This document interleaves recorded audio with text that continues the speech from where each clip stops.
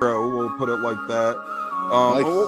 What's it like? I was actually there in attendance in Cleveland for Coe's first career NFL touchdown, which was awesome.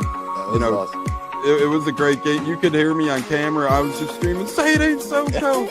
Say it ain't so!" Sadly, from there, the game kind of went off the rails a little. That was the last high moment of that game, but it was a great game. Overtime loss, fun time. Yeah. But how was that moment for you?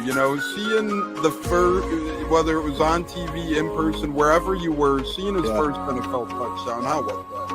Well, dude, I mean, we were at home because it was a away game. We don't travel to a lot of the away games because we can get into that later. But, to watch that and to think I wished I was there live. So to have your video was so cool. And just that, this is so cool. I mean, that was so cool for us. Catching it from Tom Brady, right? Like he's got the ball yet. First NFL touchdown means a lot, right? I mean, as a dad, that's just so cool to see. And it was fun to watch. And, it didn't have the outcome we wanted, but still the same. What a memory! What a memory to have, right? So, and honestly, cool. those.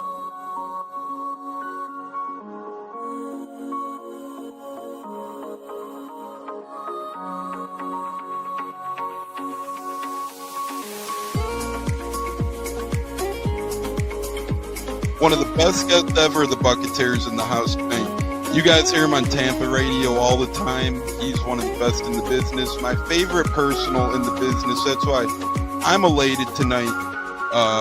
Growing up in the Chicago area, you're used to sports radio. That's what gets me through the day. So this man does help get me through the day, I will say, with the Pat and Aaron show at work.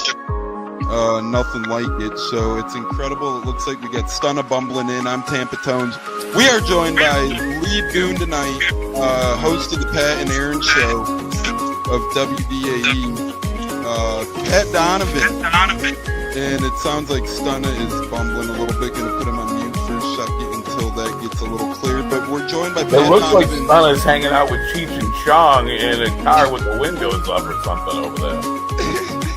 It does look like you got a little... No, my camera's broke.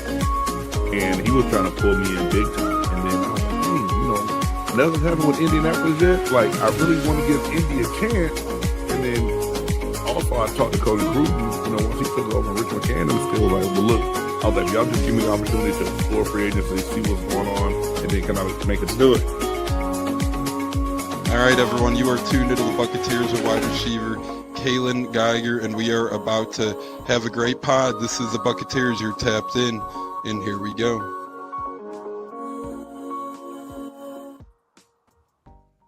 Howdy ho, howdy hey, how the hell is everybody? Welcome back into a Monday Mayhem, we'll call it. We're coming at you from all directions today.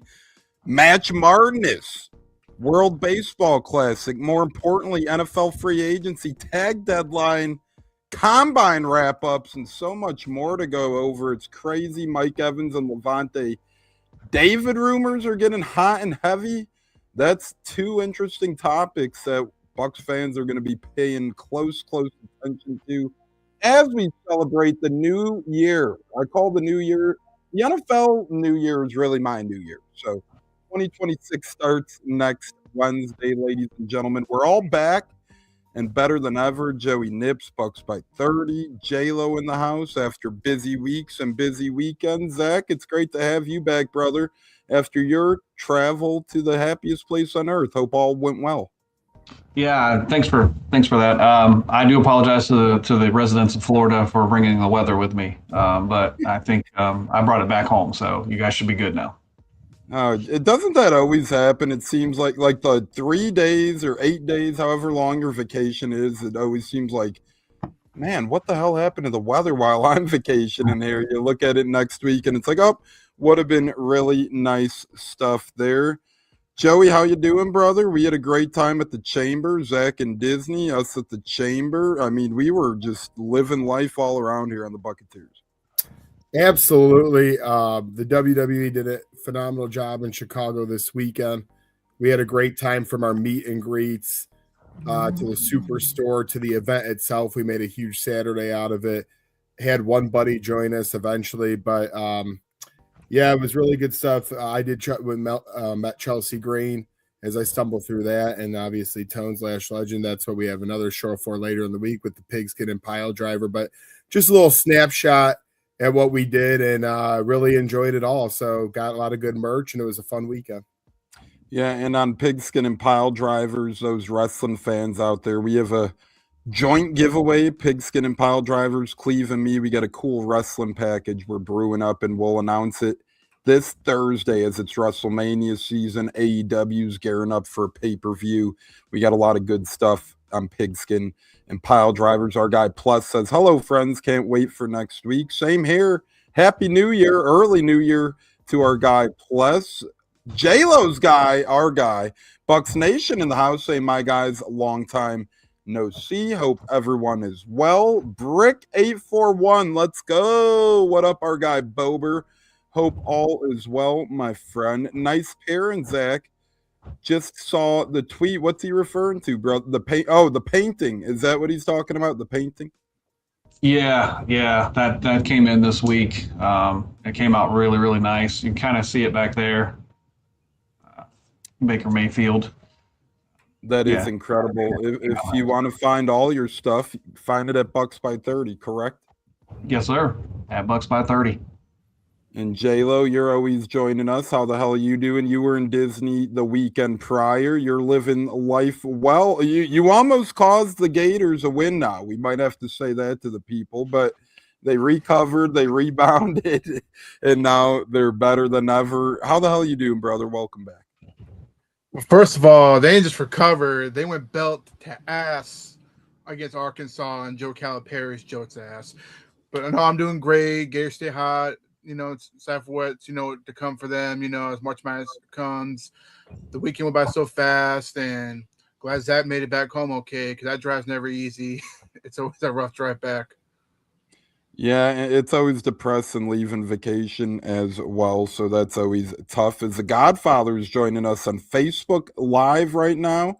Cleve and me, we made it on this Monday. We sure have. This is going to be a fun show, ladies and gentlemen. Oscar chiming in as well. What's up, guys? Hope everyone has had a good Monday, as to you, Oscar. It's always a good Monday with the fellas. We got a lot to talk about. Sports, wrestling, and so much more. Don't go anywhere, because we're going to be talking Mike Evans here next. Maybe have an update, maybe not, but the Bucs did meet with Mike Evans' representative.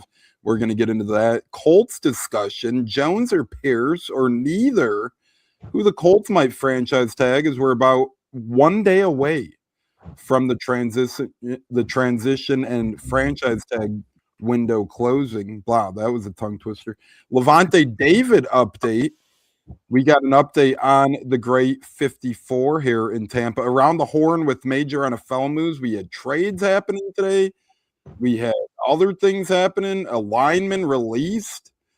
Man, oh man, it is that time again that the NFL heats up. Will we see the Bucs or Colts make a trade by the new year, which is now 9 days away?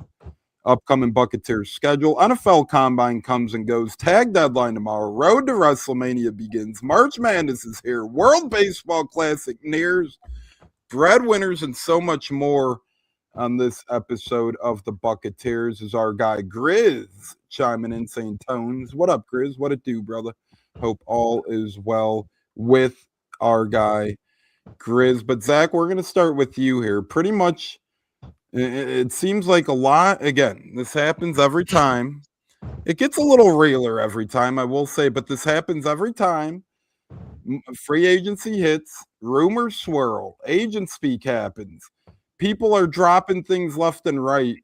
I think my favorite, Zach, was Mike Evans' agent going on with T-Crass and Chris Mathis on the drive. He said that Mike Evans is open to business with all 32 teams. And then the next day, a report came out where he told reporters that Mike Evans only wants to play for a contender. So that right there is kind of a whole lot of malarkey agent speak within itself.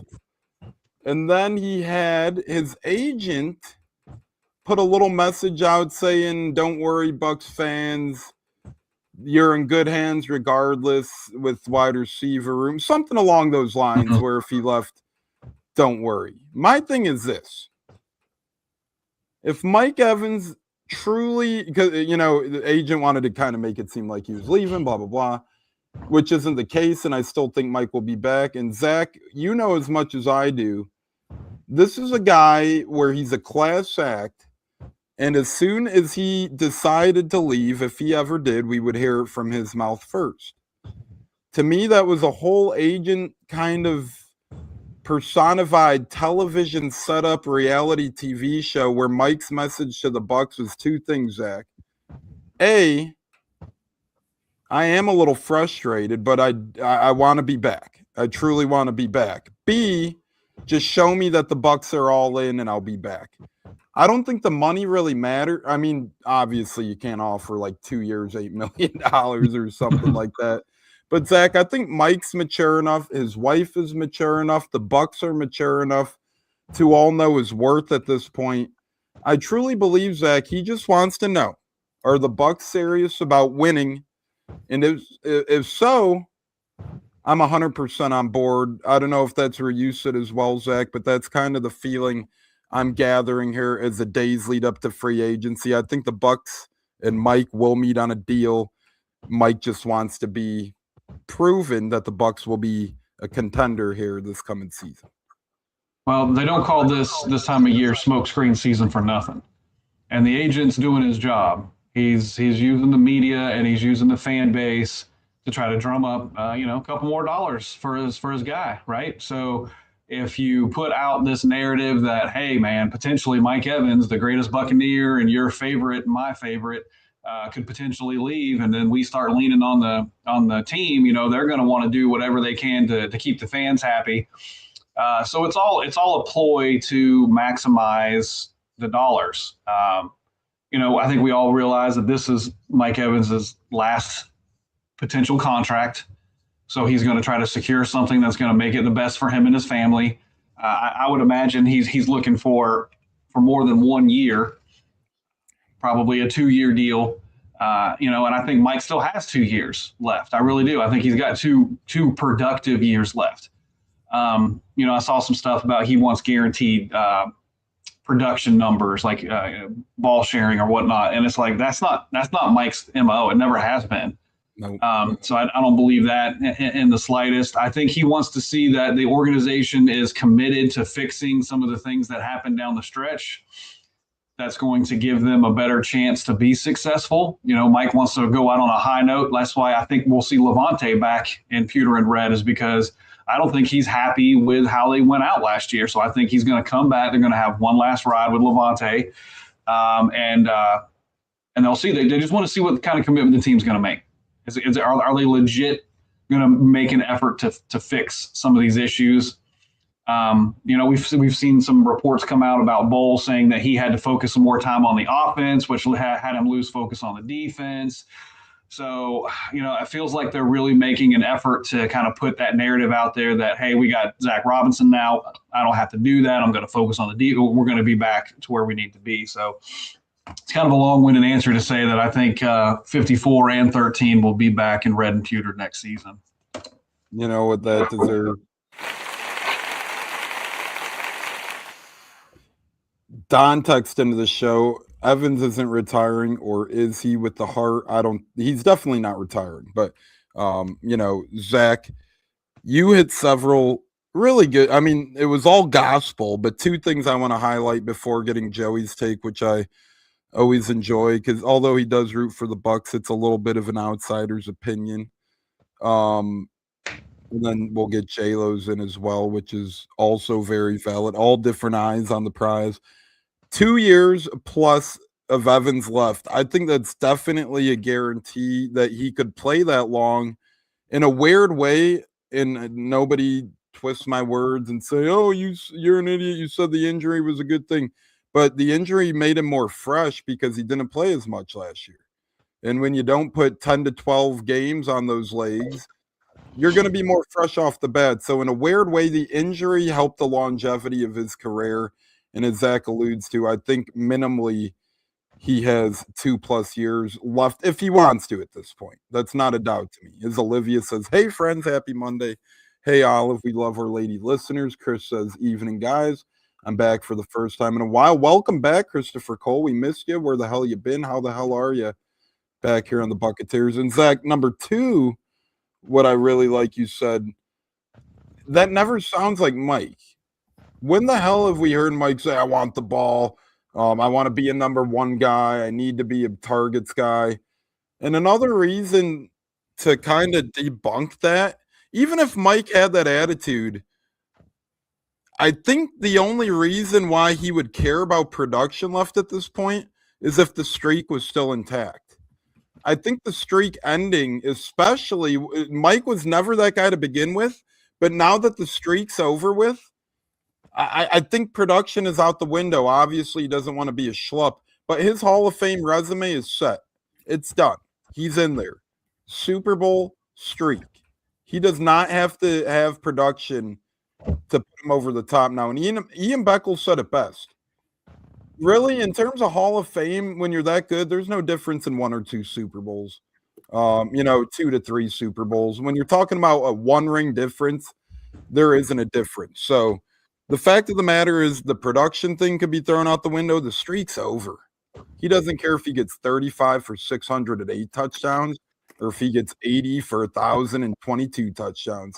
He wants one thing, Joey, and that's to compete. And at day's end, Joey, the Bucs still have one of the best chances. Well, not best chances, but best blueprints for a playoff ticket, Joey. That's not a lie when you get Panthers, Falcons, Saints.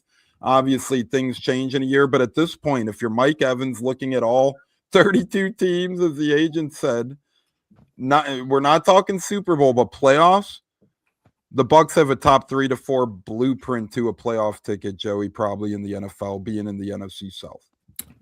Well, yeah, and that's why I said, I don't know if it was on the last show or just when we were talking, but if you were to make it about just strictly, AKA trying to win or whatever, and you throw Evans' personality and everything else out the window just from a generic player standpoint, Kansas City would be really the only team to me that would make sense to go to if you were trying to do that, because they've shown consistently that they'll make the championship, they'll reboot a little bit like they will this offseason. They're moving some cap space around and try to make something work.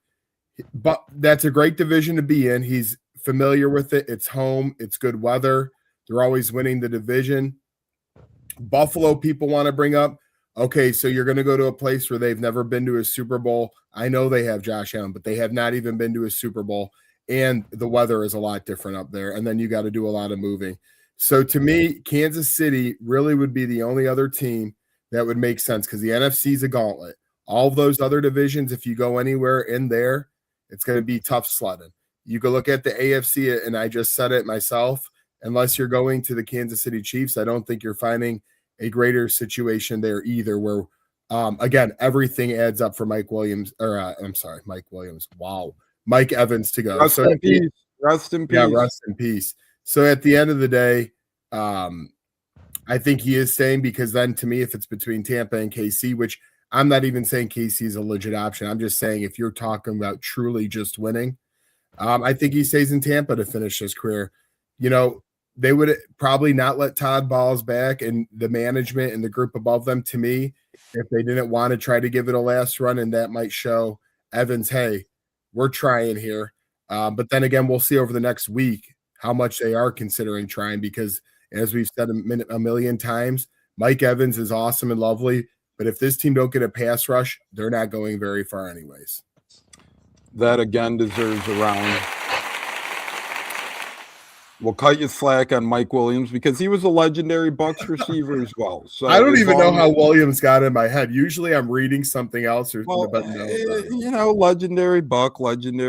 They share a name, share a position. So, that one's acceptable. A couple really good points you made. I piggybacked off a couple of Zach's. One of them is wanting to run it back. And a lot of people give Todd Bowles flack.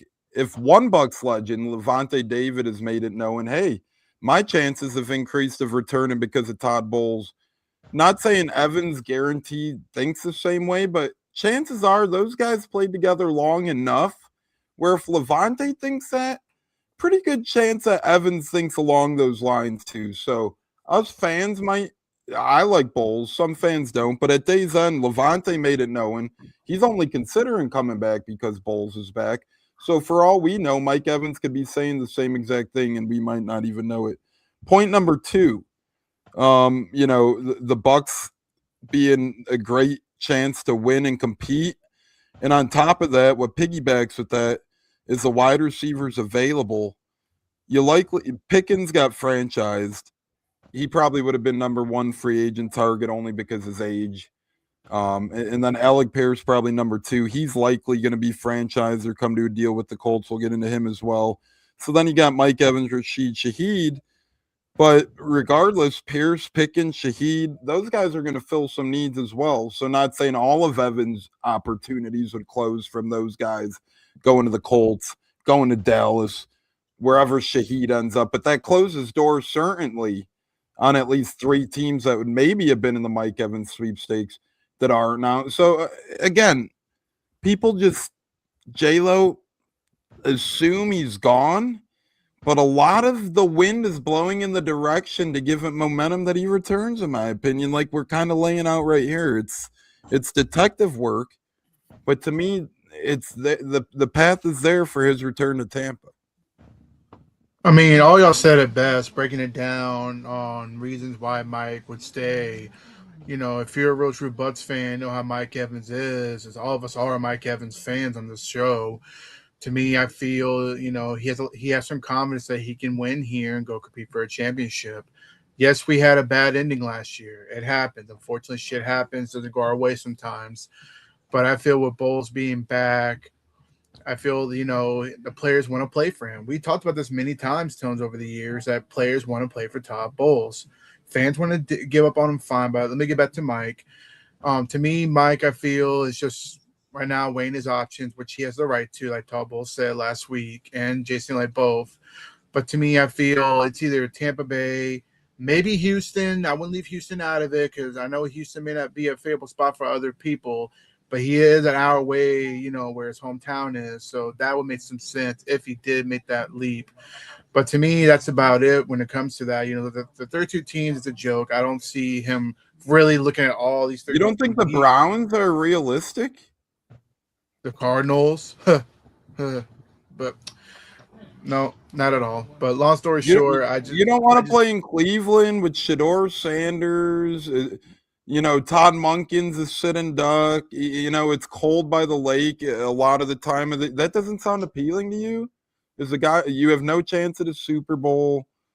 No, they're real. Or the Jets. Look at it. Why not go to the Jets? You could win 3 games. You could get 40 catches a year. You could probably score 2-3 touchdowns if you're trying. I mean, why not go to Cleveland or the Jets? I think those are good options for Mike. I mean, I'm all for that, man. No, just kidding. That's why it is not 32 teams of realness, as we allude to. And we are real here on the Buccateers. Little breaking news in basketball. Trae Young is set to make his Washington Wizards debut on Thursday, it looks like. So that'll be interesting if you are a Wizards fan out there. Speaking of Wizards, we hope the Bucs GMs are Wizards and can pull off things this year. The Colts hope their GMs are Wizards, Joey. You guys got your hands full. We are joined by El Monito, Denise, Parlay Pete on Facebook. We appreciate all that. Christopher Cole, we're praying, bud. If you ever need anything, just reach out to us. Everybody goes through it. We are here for you, my friend. Glad to have you back. Richard, happy fucking Monday, brothers. Happy fucking Monday to you. But Joey, will it be a happy Tuesday in Indianapolis on Tag Day tomorrow? I mean, again, as we talked about with Mike Evans, Zach said it best, smokescreen season. Today alone, I figured out the Colts are going to transition tag Daniel Jones. They're going to non-exclusive franchise tag Alec Pierce. And, they're going to move up in the first round. They don't have a first-round pick, but they're going to move back in the first round as well. So Colts Twitter told me all those things today, which is physically impossible because you can't transition tag and franchise tag a guy. But they know better than the GM does, I guess. Yeah, I mean, you guys said it perfect on that note, and then J-Lo saying it's a business at the end of the day. Daniel Jones wants to be back in Indy. Alec Pierce wants to be back in Indy. The Colts want them both back. But why would you not see your options or at least explore a little bit just to see where the market is at? For example, if Daniel Jones' agent, who again is a businessman, he's not, and he doesn't care what he does care, but he doesn't really care what the Colts or the inside of Daniel Jones truly wants. He's trying to get Daniel Jones the most money possible at the end of the day. So if the agent thinks he can get 40 plus million a year, which the Colts probably don't think can happen, they can throw the transition tag on him. Okay, then the next step, he's going to go out there and see. But if it does come back and Daniel Jones is right and some team offers him 2 or 3 years, 40, 50 million a year, then the transition tags lets the Colts match that. We all know how it works, but for those who don't, if they don't feel that would be the way to go, and by the way, that would be I think the Colts come to a deal with Jones by the morning, but if they don't, transition tag to me would make sense there. And then Alec Pierce, the guy who we drafted, improved each season. Yeah, like you just mentioned, the free agents at wide receiver, I mean, Pickens is already gone, so Pierce is at the top of that realm, just because he's younger, especially, and he can get the deep ball. You mentioned Mike Evans, a veteran. Obviously, they're two opposite end of their careers, but Alec Pierce, he probably thinks he can get more money. And then guess what? If we sign Jones, use the franchise tag on Pierce, and then you can figure out a deal and release the franchise tag. So it's a lot of smoke screens. I don't even pretend to try to know what's really going on behind closed doors, because at the end of the day, people want to make conversation right now. That's how a lot of things stay alive. That's how things stay fluid. We don't have a lot of stamps of approval to put on these things until tomorrow. I believe at 4 or 3 Eastern, somewhere in that time, is where you have to do that and place all the tags or not. So everyone wants to guess. Everyone wants to be the first to break a story. But I won't be shocked if I wake up and at 2 or 3 in the morning or something like that, Jones and the Colts have come to a deal. The tags might be used, but all it is speculation at this point. Unless Chris Ballard, the GM, or Daniel Jones, the player, or Alec Pierce, the player, comes out and says otherwise, the rest to me is just good stories to talk about, because that's where we're at in the NFL season. Yeah, the Bucs were in a fairly similar situation a couple off seasons back with Baker and Evans hitting free agency simultaneously at the same time. That was right after Baker's breakout year, right? Evans was hitting the market, so people were like, what did the Bucs do? They surely got a franchise tag one of him. They ended up getting deals done with both of them, so you never know if that's an option for the Colts as well. You could always tag now and extend later. That's high likely. We've been seeing that a lot in the NFL lately. And one thing, again, not that it's a great positive, but one positive of the Colts not having a first-round pick, it creates more cap space and flexibility for them, because you don't have to factor in that future first-round pick clogging up about 8 to 11 million against the cap this year. So that'll help out the Colts cap number and give them flexibility to hopefully afford both Jones, Pierce, and an edge rusher. So there's always glass half full approach, and that'll surely do it. And again, just like the Bucs extended both Evans and Baker a couple off seasons ago, maybe the Colts could do the same thing with Jones and Pierce. Jayla, what say you? How do you see this Colts deadline of the tag ending? Pierce, Jones, or nobody? No, I can see both happening. I think they both will end up being Colts. I know Daniel Jones. Oh, which tag? Who do you think is getting the tag? I say Daniel Jones. If they can't come up with a deal, they have to tag him. They cannot let him hit free agency. That's just my opinion. He understands the system. You got to go with the quarterback. He's the leader of the team. And then you think Pierce comes to a deal? Correct. Yes. I see that happening as well, and then maybe bring in an edge as well, and then the Colts have a good off season, do a couple other things as well. Zach, what say you? Daniel Jones, what are your thoughts on him first and foremost? What would you do? We went through the difference with Baker and Jones.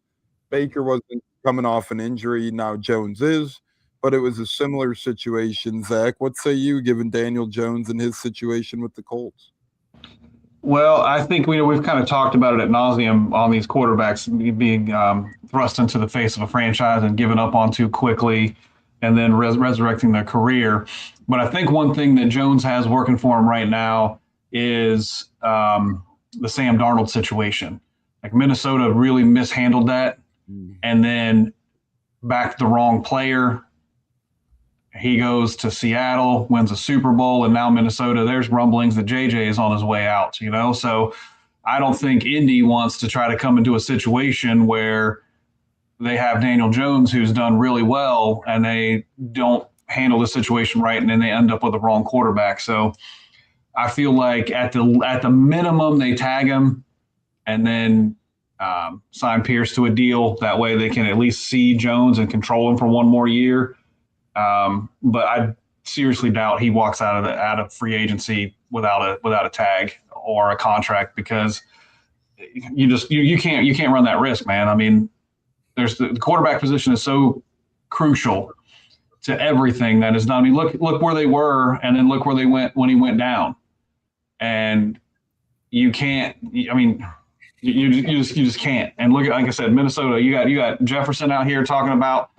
They kept the wrong guy. It'll have trickle down effects for the franchise if they mishandle this QB situation. And you brought up a good point. Look at Minnesota right now. They're looking around. They could have had Darnold. They could have had Daniel Jones. They could have kept Kirk Cousins in house. Not that he did great with Atlanta, but man, if you're a Vikings fan right now, gotta be sweating a little bit. I do agree. Don't play around. Get it done, even if it's a 1-2 year deal. Jones doesn't shake out this year. But, Joey, final thoughts on the situation? I think we're all in agreement that the Colts have to get these two back somehow, some way. I thought it was a great word Zach used, and some people sometimes might say comfortability is lazy. But when it comes to the NFL, especially the Colts, who have had quarterback change, a rotating door year after year, this is not Madden. Just because you don't maybe like Daniel Jones, or you might look at his career, if you swap out the guys that would be available, Kyler Murray or Kirk Cousins, any Geno Smith, these are all options that are either okay, fine, if you want to say on his level, but they're automatically below him because they have not been a year in the system. Shane Steichen and Daniel Jones are best friends off the field, basically best friends from what I can see and read between the lines. They've been to, they're just studiers. They don't really, they're kind of nerd football guys. They go to events together, sports. Sometimes you don't always see that go through with the coach and the player. I'm telling you, they have a connection. And like he said, everyone kind of mentioned it. The success he had with the Colts, if you lose that, kind of going off of what the Vikings did, it's going to look really bad, because you brought this guy in and you proved the haters right. Daniel Jones has got something. But then he went down with the injury, and the only thing I'll end with there, I think why this might be hung up a little bit, he does have an injury risk in his past. He hasn't played a ton of full seasons. So the only probably hang up between the Colts and the agent is this. The agent's probably saying, look at what you guys did with my guy at the helm. But then again, we could turn around and say, okay, that's fair, but you can't just not look at the second half of the season and the injury history of Jones. So once the meatballs stop going at it over a few $1 million, I truly believe at the end of the day, we get this thing done, and then we would move on to Alec Pierce. Because as J-Lo said, quarterback is most important. You can't, I don't care how good or bad people think Pierce is, you can't move on until you get the quarterback right. Yeah, speaking of Madden, I think Jerry Jones thinks it's Madden. He's like trying to get Max Crosby, apparently. You just traded Micah Parsons. This guy has no idea what the hell he's doing. I don't know what Dallas is doing, but good God. Thank God Colts and Bucs don't have Jerry Jones as their owner. That's for sure. He's just crazy, man. Speaking of crazy, nothing crazy about this guy besides his high engine motor. Lavonte David, J-Lo, 54, underwent surgery this offseason, so kind of confirmed to a lot of people that he was playing banged up. Obviously, very poor linebacker 2s and 3s and 4s on the Bucs depth chart last year. Nothing against him. So, J-Lo, we talked about Lavonte being vulnerable last year, but it was a plethora of things. A, he was injured. B, the Bucs linebacker depth wasn't great. And Zach made a good point a couple weeks back. The edge rush deficiencies make a guy like Lavonte need to do more, make a guy like Winfield need to do more. And maybe that's why they weren't all there. So, J-Lo, I think it's a realistic chance that Lavonte is back in red and pewter this year. I think it is Bucs or retirement. And I think with Todd Bowles back, I think he wanted to see how the surgery went. And if he's feeling good come this time next week, I think we'll hear about a contract of him returning to the Bucs. No, I mean, well said. I mean, the whole surgery announced that shows that he still has some hunger to play and keep going.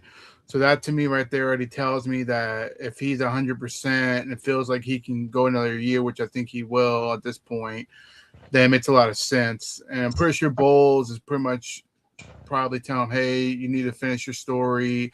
You know, don't go out the way we did. Let's go out there and go compete and win football games. So I'm leaning more toward now he's going to return, especially here after the surgery. So that to me is very intriguing, and to see what else they add to help him out, because he cannot do it all by himself. He needs a running partner like he has had in the past from 2020. I agree with you, J-Lo. Zach, Lavonte, David, first and foremost, great question, Richard. I don't think he would, Zach, because Lavonte's a classier guy than making us wait till the draft to realize what we might need to do in free agency or not. I really do think we know this time next week if he's a Buck or not, but what say you, Zach, on the future 54? A lot of uncertainty around a couple of Bucks goats this offseason. Well, I think the fact that he's working out is kind of tipping his hand a little bit.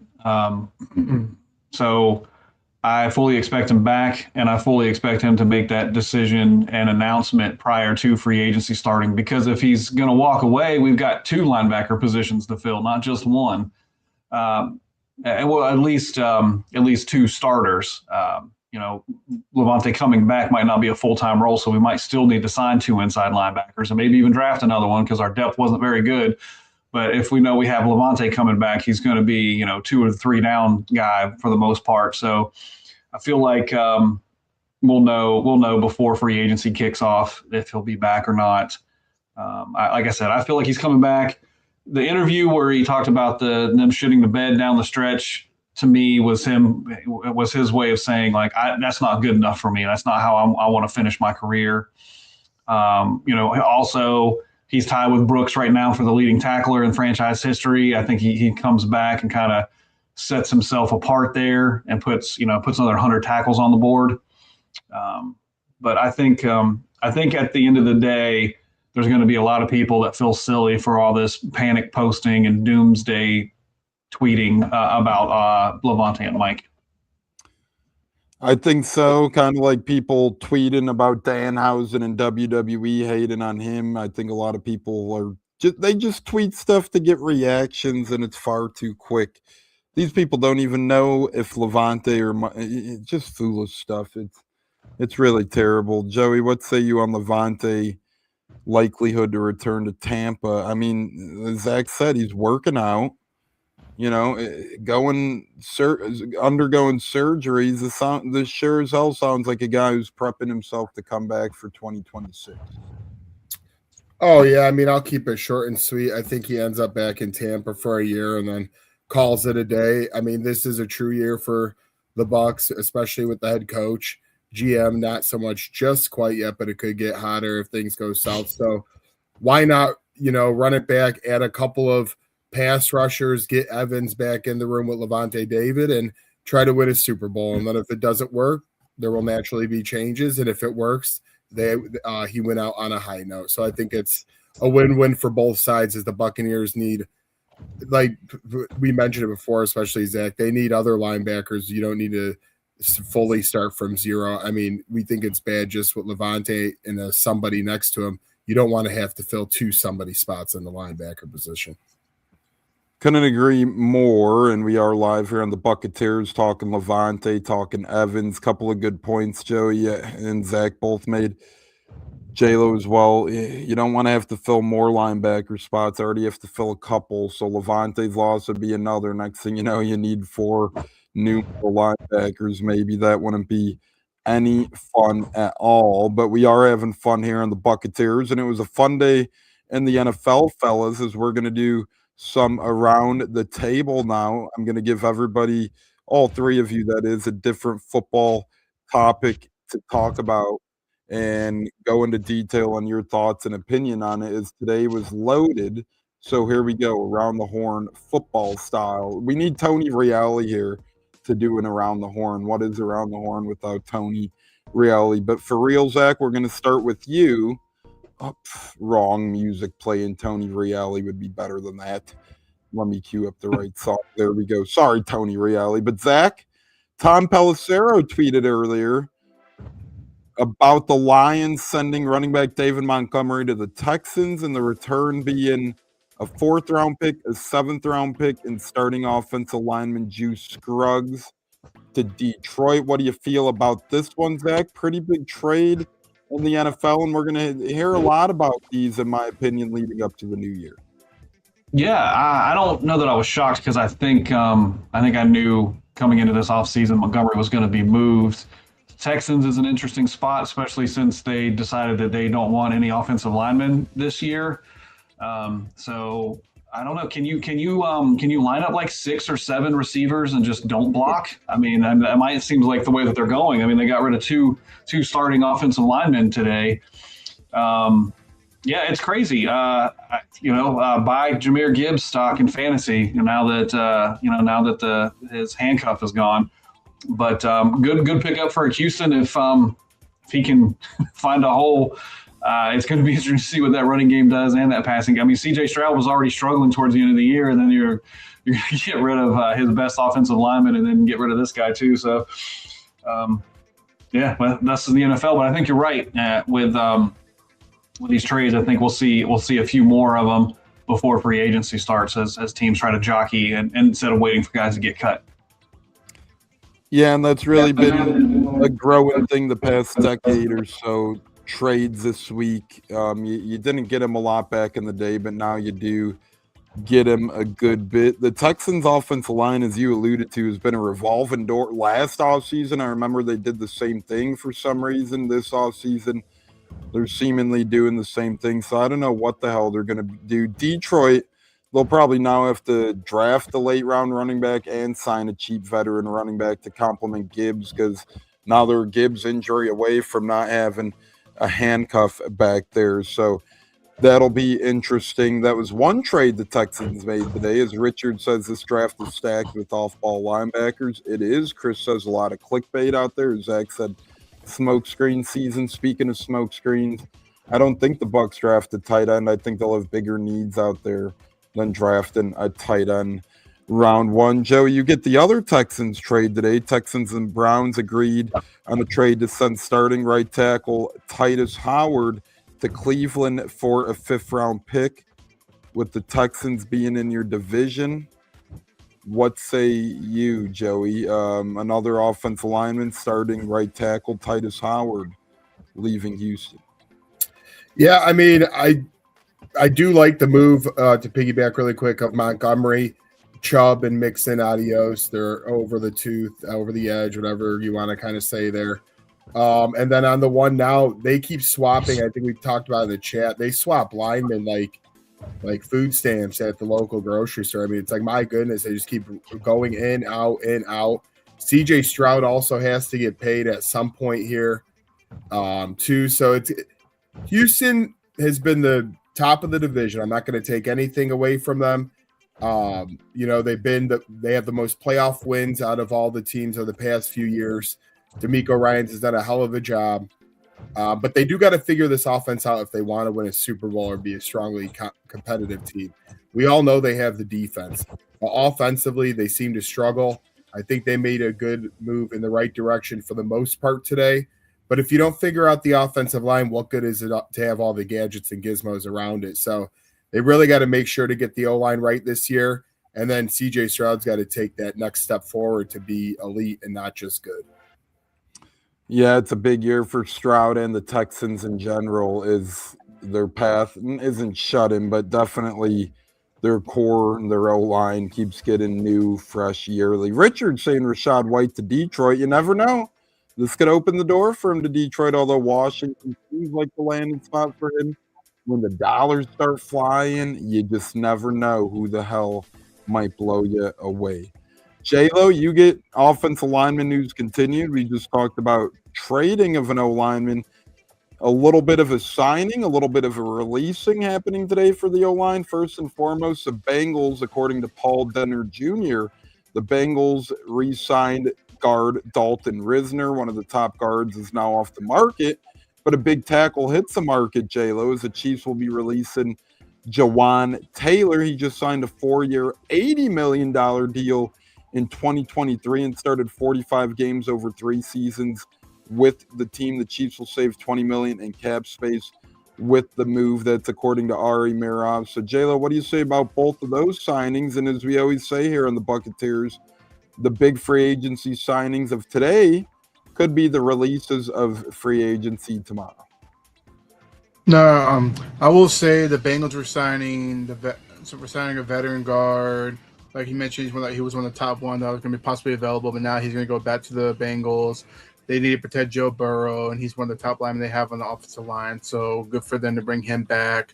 Jawan Taylor was a big question mark when he got signed to that big contract by the Chiefs a few years ago. I felt like they overpaid him, especially that he ended up going to play left tackle, which he's not used to playing. He's always been right tackle. But hey, I mean, he lasted 2 or 3 seasons with Kansas City. I know one team's going to pluck him up, because he's got starting experience. But my only question is, will they try him at left tackle again, or will they put him at right tackle? We'll see. But the Chiefs had made some cap conversion because they were definitely struggling with the cap capacity in order to go out and grab players and stuff like that. So that doesn't shock me at all. But he'll get picked up very soon or later by a team that's going to need him at right or left tackle. Zach, gun to your head, do you see the Bucs making a trade by the beginning of the new league year? Yes or no? Oh man, that's a tough one.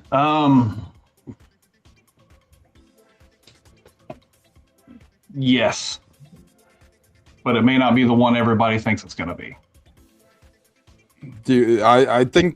I think that's a very good possibility. Do you have an inkling, or are you just saying that they'll target somebody else? As much as I want Max Crosby, I think it just restricts so much else what you can do with the rest of your off season. I mentioned it on the show a while back ago. I think Thibodeau from the Giants makes the most sense. And then you kind of bring in some guys like maybe Bosa or Max, somebody that's kind of aging out a little bit to kind of help with Walker and then that progression. And maybe a guy like Jalen Phillips or Chavion from New England. But I think Thibodeau is going to be, you get maybe a 3rd or a 4th rounder, and then like a late round pick swap, and it's not 2 firsts. And I think that kind of lines up more with what the Bucs would be willing to do. I think I would like that too, and Thibodeau still is mammoth upside there as well. And we made a good trade for an edge with the Giants before, so there we go. Joey, Zach had a gun to his head. I'm going to say Cody Rhodes loses for the rest of his life if you don't answer this with thoroughness. Colts making it. Everyone gets a different punishment, or maybe not punishment, but motivation. Colts to make a trade by the new league year, yes or no? That's by Wednesday. Next Wednesday.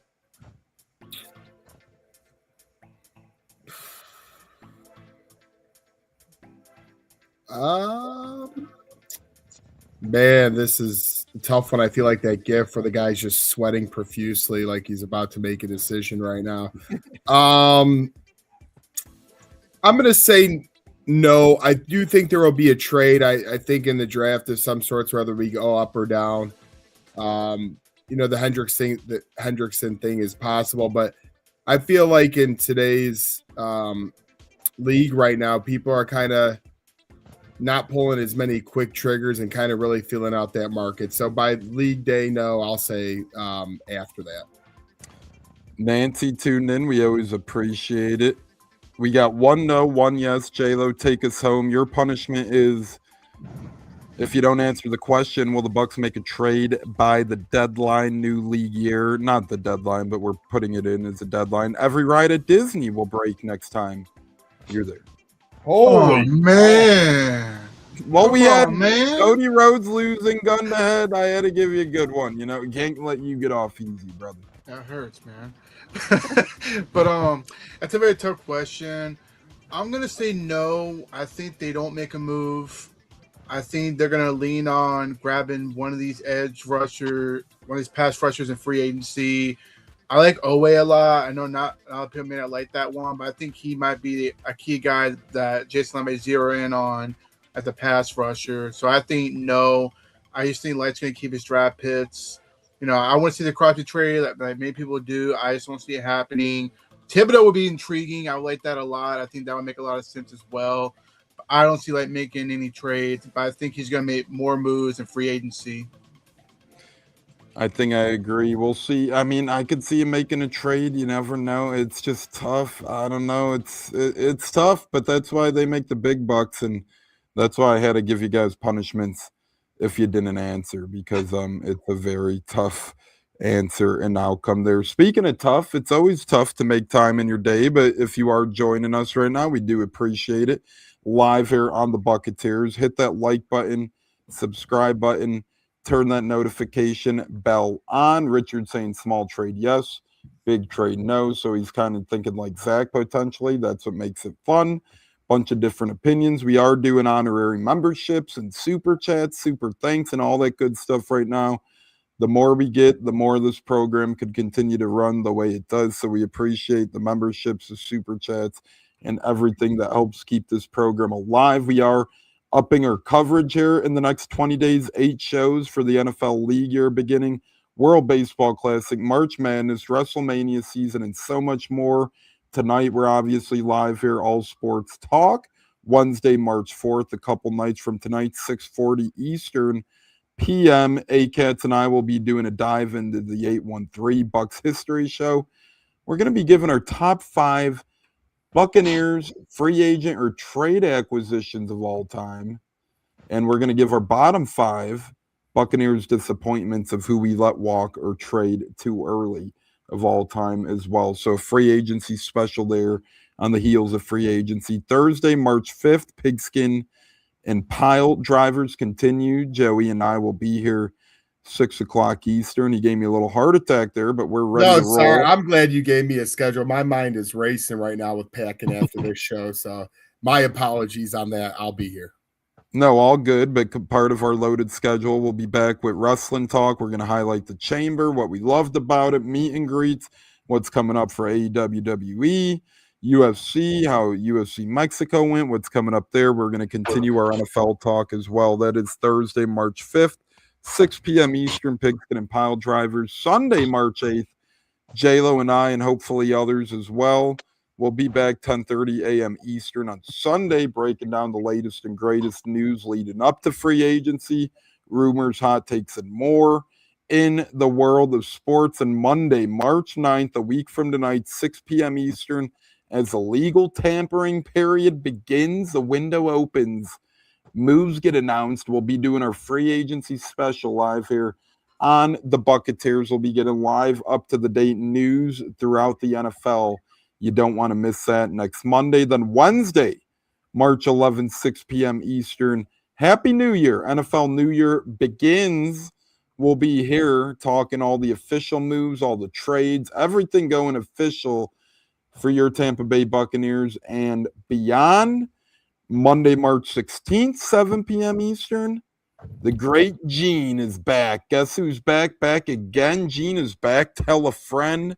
The Great Buck What You Heard will be back 2 weeks from tonight hosting the Buccateers. Yes, hosting, as I will be in the middle of the Caribbean. Gene will be running the ship here, manning things down on the Buccateers. And then we return on our Saturday showdowns, March 21st, Saturday, 10:30 a.m. Eastern, recapping the World Baseball Classic, talking the latest and greatest in March Madness, going on with the latest buzz in NFL free agency, and so much more and beyond. Speaking of more, one tidbit I did forget, Marshon Lattimore is out of the building as he was released in Washington. So that's an interesting one.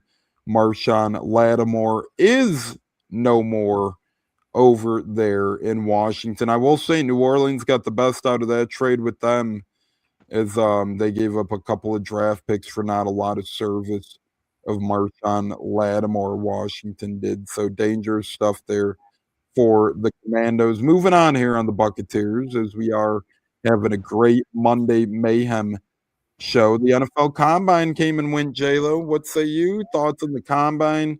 What takeaways do you have from any part of the Combine? Well, Sonny Styles is a stud. He just made that known at the Combine to where he's not going to be at 15 as much as most of us were hoping for. But shout out to him. He had a great Combine. He tested really well. So obviously he will not be falling to us unless we trade up. So shout out to that. Caleb Baines from Florida. I think he's a very underrated big guy. T-Craz liked him a lot. Yes, he's another guy I think is going to draw a lot of interest from teams, and I think he'll go top 15. That's how good I think he could really be if he stays healthy. But a lot. And then Jeremiah Love from Notre Dame.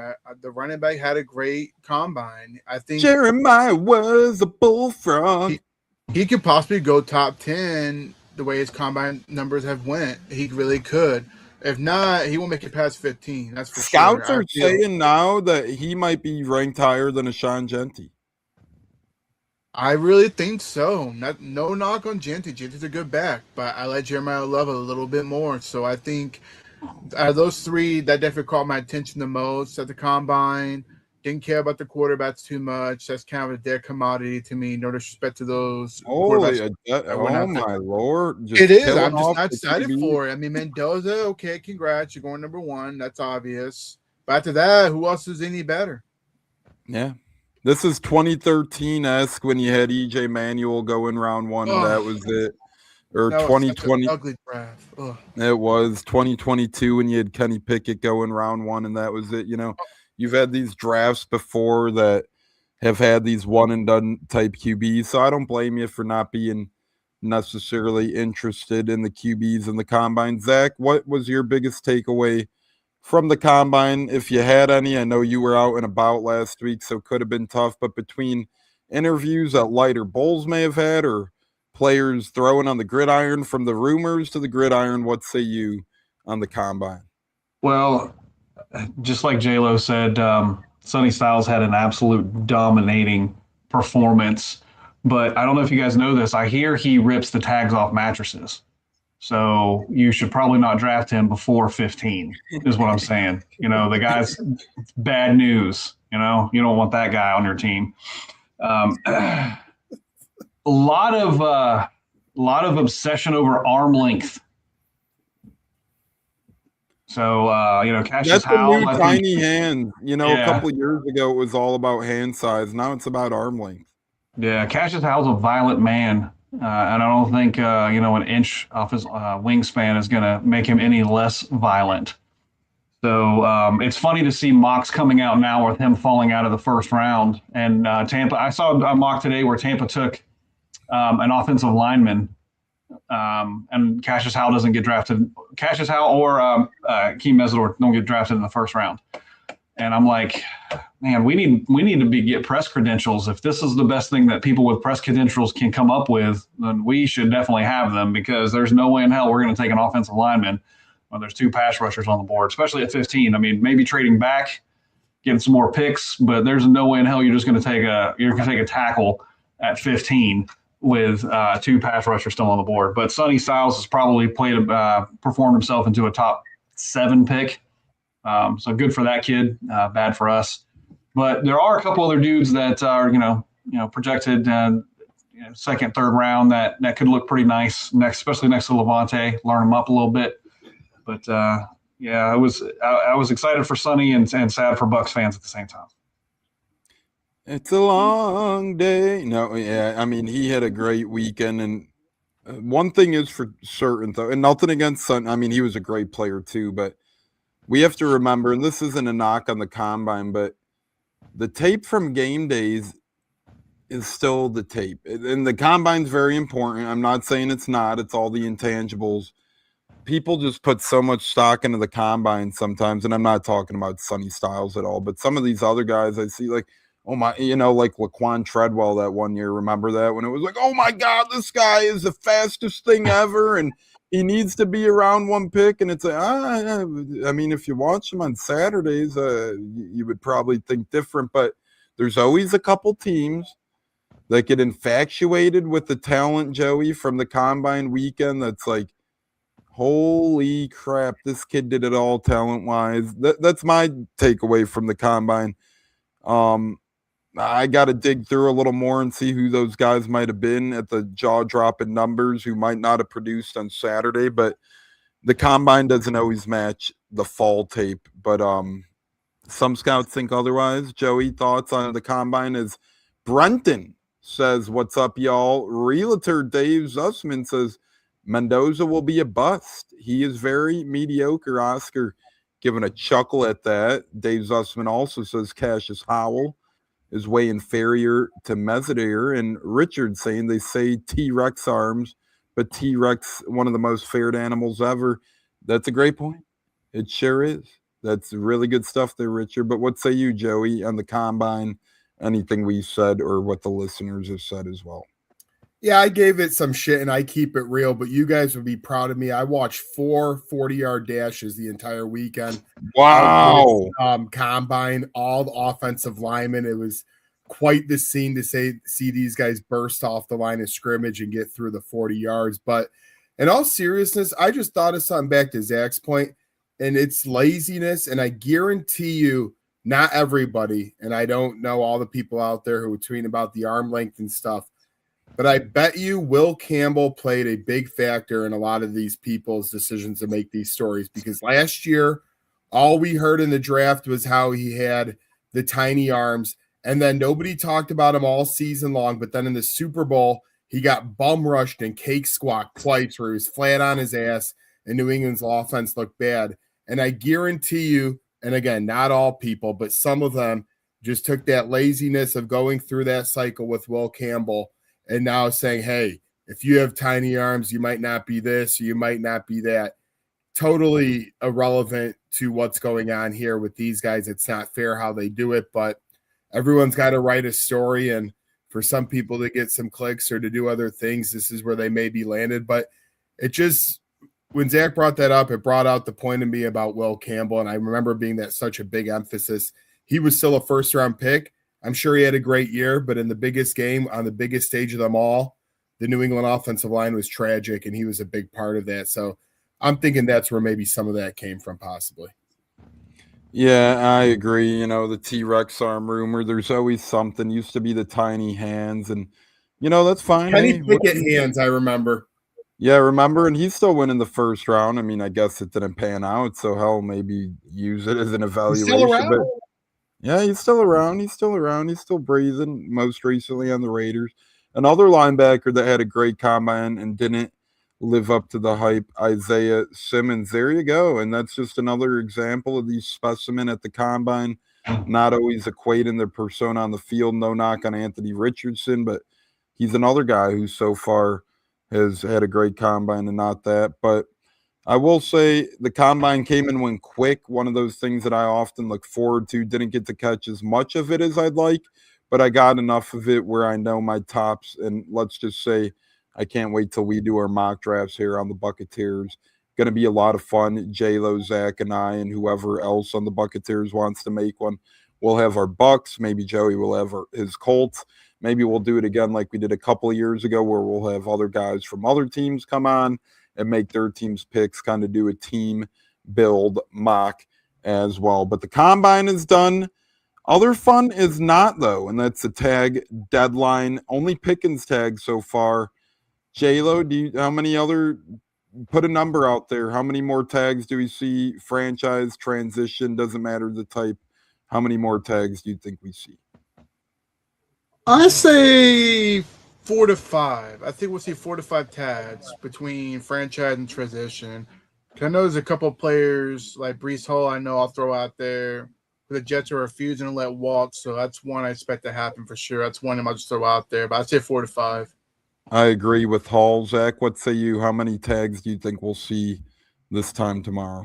Pickens is the only one so far, I believe. I think it's a good number. 4 to 5 is a good number. Yeah.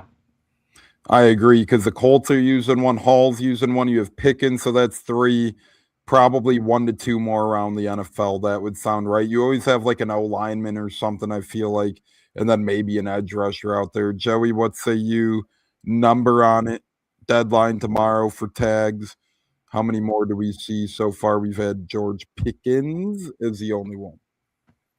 Well, I think we guaranteed to get one out of Indy. So I'll go 2. And just to clear it up for the fans and myself a little bit, so you can, just to be right, you can only use one of the transition or franchise. You cannot use both, correct? Correct. Yeah. So this probably wouldn't happen, but let's say the Colts put a franchise tag or transition tag on Jones and then give him a contract. Does that mean you're back at 0, or since you kind of used it for a day or a week or maybe, then it's back in play? No, so the tag is done. What if they tag him in the? It's done. You're done. Yep. Okay. Just wanted to make sure on that.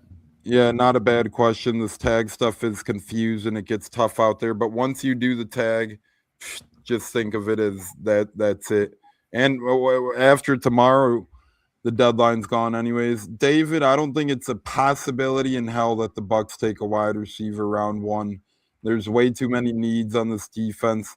And they just took Igbuka round 1 last season. McMillan's only going to be in year 3.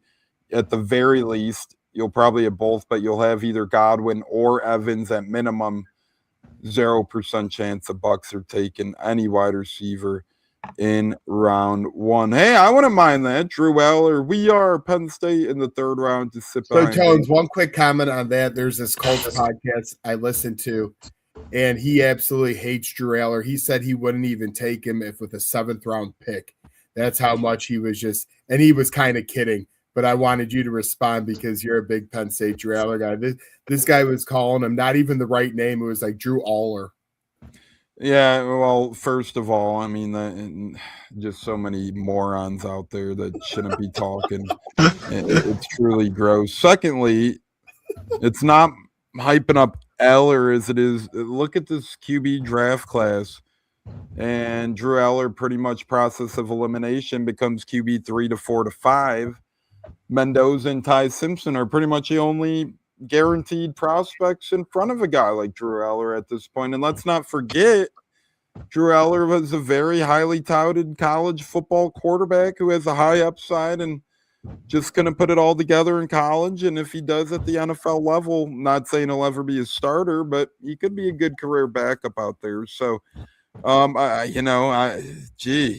I could see people being disappointed in Eller, but good God, saying you wouldn't even take him in round 7. Well, just a bad, because Mendoza is the reason he's so far out there is there's nobody else. So just a bad comment in general, but he must really not like the guy for some reason. I mean, Sean Clifford went in round 5. Drew Eller was better than Sean Clifford, and I love Clifford, but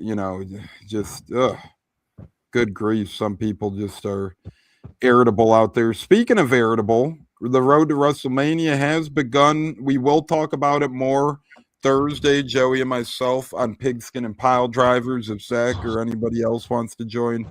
But Joey, quick thought in a minute or less. We are officially less than 7 weeks away from WrestleMania. The Hall of Fame got announced for Friday night, midnight Eastern, Saturday, Sunday Mania. We're full steam ahead.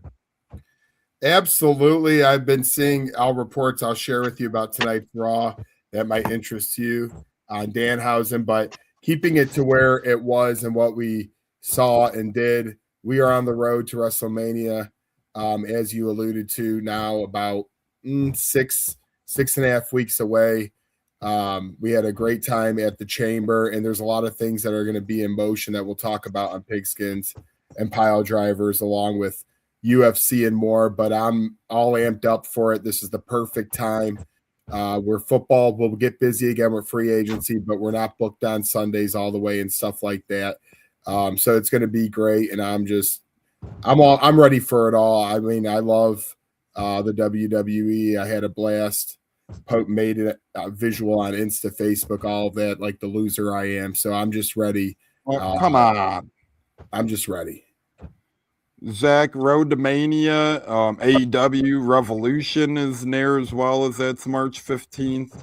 Wrestling, as Joey alluded, WWE 46 day or 47, 46. I count Friday night as I really count Mania as 3 nights of the Hall of Fame and stuff. So about 45, 46 days away from Mania, about 13 days away from Revolution. Thoughts on wrestling season heating up on the road to Mania.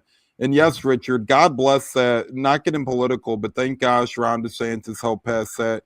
Teddy Bridgewater helped some kids in need last year. He didn't do anything crazy, didn't do anything stupid, but pretty much got barred out of coaching for helping needy kids, helping provide rides, helping provide food, other common sense type items. So God bless Teddy Bridgewater and that rule there. But Zach, thoughts on AEW Revolution and the road to WrestleMania as well?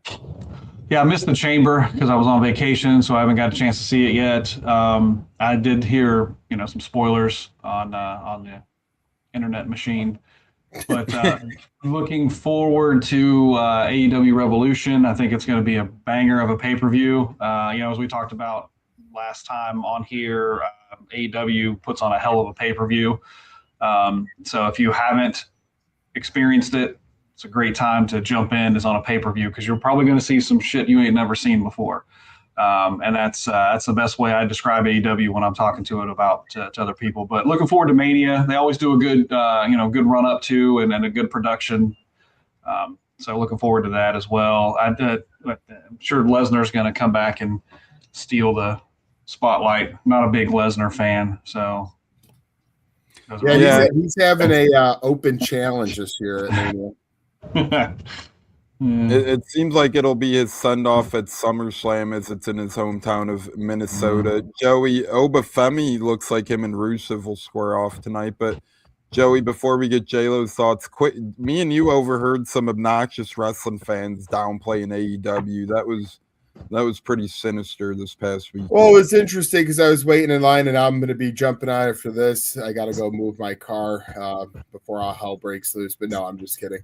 When the lady comes, duty answers. Well, actually, so funny, part one on that, I posted that WWE post, but we've been dating about, some months now, and I haven't made a post about her yet, so I'm sure. Yeah, I was wondering why she didn't like that one, but rookie move probably. I wasn't upset, but she made it clear that we'll be taking it. You're about to get into a whole different kind of elimination chamber, my friend.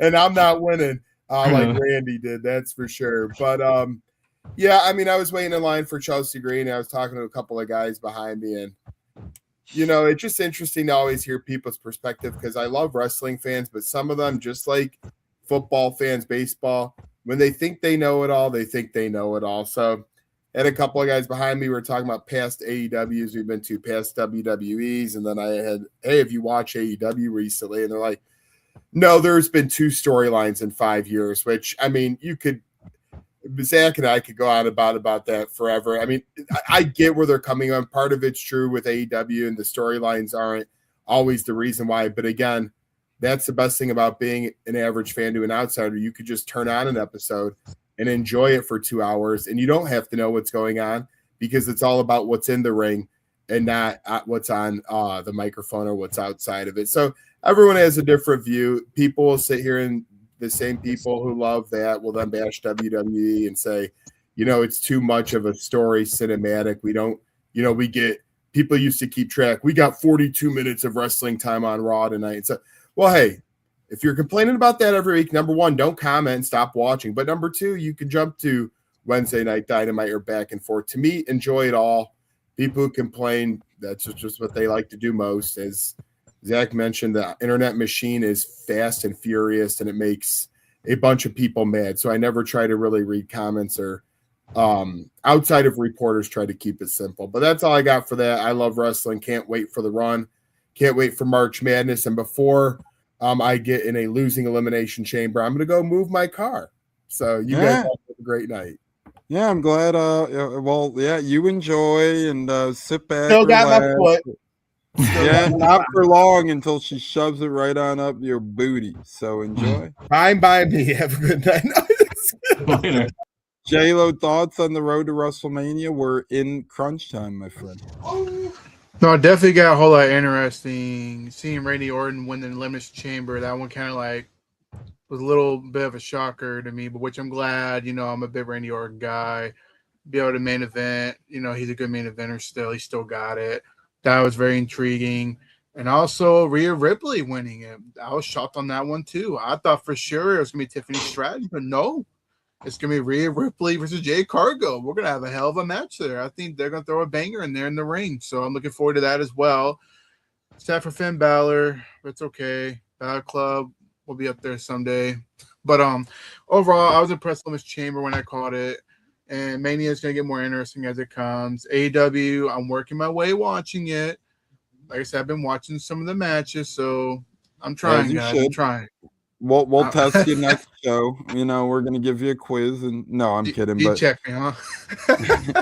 why not? The more wrestling, the merrier. Speaking of the more, the merrier. This sports season's loaded. The World Baseball Classic starts Wednesday, March 4th, 10 p.m. Eastern Time. Chinese Taipei versus Australia in that one in Tokyo. So for those who love baseball, Wednesday, March 4th, 10 o'clock Eastern, Chinese Taipei versus Australia.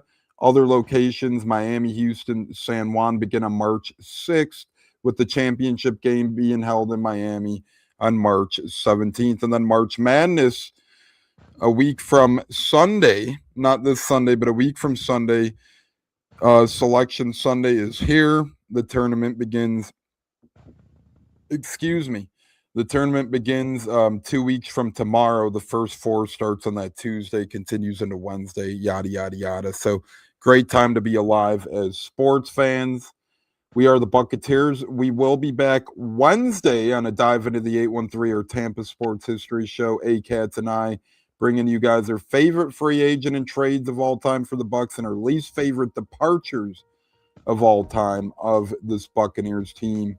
I know mine is already going to be Ward Sapp. That's my least favorite departure. But I'll save the rest so you guys tune in. I'm not going to get too into it right now. But J-Lo, final words for the program, brother. We're skipping breadwinners today. We'll get, unless you have one to share already. But if not, final word for the program, my friend. It was a fun show here on a Monday Mayhem. No, definitely bringing a lot of excitement, all the shows coming up and all that. Starting next week, next Monday, it's going to be, a lot of chest pounding for sure when it comes to Buccaneer world and also Colts for Joey. Gators boys stay hot. They're on fire right now, playing with their hair on fire. Blowing out Arkansas. Proud of them. They're heading in the right direction. They moved up the ranking number 5, so I'm excited for that. And shout out to USA Basketball, man. They're another team that no one's looking at, and I'm rooting for them as well. I like what the new coach is down for that program in a year's time, so congrats to them. And, hey, everybody tune in Wednesday. It's going to be a fun show. Tune in. I'm curious to see what Tone's got to say about some of the worst and great signings that the Bucs have done that I can't wait to hear or trade. It's going to be a fun show. Tune in. And, subscribe and follow us, man. Like I said, we love our Bucs. We love talking sports and wrestling. Just follow us, show us some love. Show us some love. Like the bucket of love at KFC. We do appreciate it. We're just as tasty too, I promise. No, but J-Lo, appreciate the plug, my friend. Our Facebook audience has been great tonight. Now Billy M's joining us on Facebook.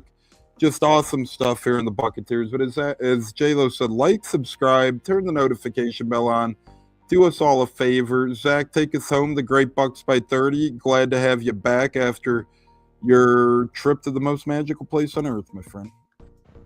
Thanks. It's good to be back. I'm excited to talk some off-season ball. It's my favorite time of the year. I mentioned on here before, I always played the off-season on Madden and sim the regular season because I liked the free agency stuff better than I did the gameplay. So this is my time of year. stay like J-Lo said, man, like and subscribe so you don't miss anything. But also share the content with a friend. We're trying to grow the channel. We like to get to 1,000 subs. I think we can do it. Mention it to somebody that is also a Bucs fan. We have a lot of different perspectives on here, and it's nice to get somebody else's take on something every once in a while. There's a lot of content out there, so maybe what else is out there is not your cup of tea, but maybe we do, and we touch on the UFC and the wrestling and a couple other things that some of these other pods aren't doing. So. Stop on by and spend an hour or two with us in an evening, and you might become a fan of AEW. You never know, right, J-Lo? Yeah, I'm trying, man. I'm trying. Hey, I love AEW, and as Zach said, you never know. Chris says Femi versus Lesnar. That could be. Remember, we're doing giveaways, including a CM Punk towel wrestling package giveaway. But like Zach said, just stop on by, help us, tell a friend. We're almost we're at about 600 on YouTube, 700 on Twitter. So we want to get to 1,000 in both of those. We do giveaways. We have fun here. We talk all things sports, wrestling, whatever the hell you like. We talk it. It could be a little, it could be a lot, but drop a comment in about golf. We'll talk about golf. That's the type of show we are. So that is who we are here on the Buccateers. We try and do it for the people, by the people. Zach, J-Lo, Joey, myself. Monday Night Raw started momentarily. Joey's Elimination Chamber match already started, and it is now announced the Jets do indeed plan to franchise tag Breece Hall if no long-term deal is in place. So we're up to 2 out of our predicted 4 to 5. But Zach, J-Lo, I'll see you guys next time. J-Lo, I'll see you on Sunday, I believe. Zach, hopefully see you Thursday or Sunday. But if not, I'll see you Monday, I know. And Zach and I know it's a while out. We got a lot of shows in between. But March 23rd and March 30th to end March, we'll be back with some guests on Man Cave Mondays, I believe, Zach. So that'll be fun as well. Like Zach said, stop by for whatever you like. So God bless all. We'll be back here on Wednesday. See you guys then. Zach, J-Lo, be safe, brothers. Everybody else, be safe. Thanks all for tuning in. Bro, we'll put it like that. Nice. What's it like? I was actually there in attendance in Cleveland for Coe's first career NFL touchdown, which was awesome. And, Awesome. It was a great game. You could hear me on camera. I was just screaming, "Say it ain't so, Coe! Say it ain't so!" Sadly, from there, the game kind of went off the rails a little. That was the last high moment of that game, but it was a great game. Overtime loss, fun time. Yeah. But how was that moment for you? Seeing the first, whether it was on TV, in person, wherever you were, seeing his first NFL touchdown. How was that? Well, dude, I mean, we were at home because it was a away game. We don't travel to a lot of the away games because we can get into that later. But, to watch that and to think I wished I was there live. So to have your video was so cool. And just that, hey, this is so cool. I mean, that was so cool for us. Catching it from Tom Brady, right? Like he's got the ball yet. I mean, first NFL touchdown means a lot, right? I mean, as a dad, that's just so cool to see. It was fun to watch. And, it didn't have the outcome we wanted, but still the same. What a memory! What a memory to have, right? So, and honestly, cool. those.